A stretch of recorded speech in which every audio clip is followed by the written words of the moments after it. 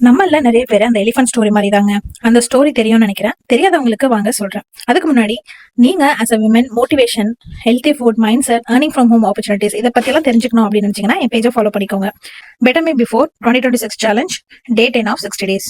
யானை குட்டியா இருக்கும்போது சங்கிலியில கட்டி வச்சிருப்பாங்க. அது எங்கேயும் போகாம இருக்கு. அந்த குட்டி யானை இழுத்து இழுத்து பார்க்கும், என்னென்னவோ பண்ணி பார்க்கும், ட்ரை பண்ணும். ஆனா அதால முடியாது.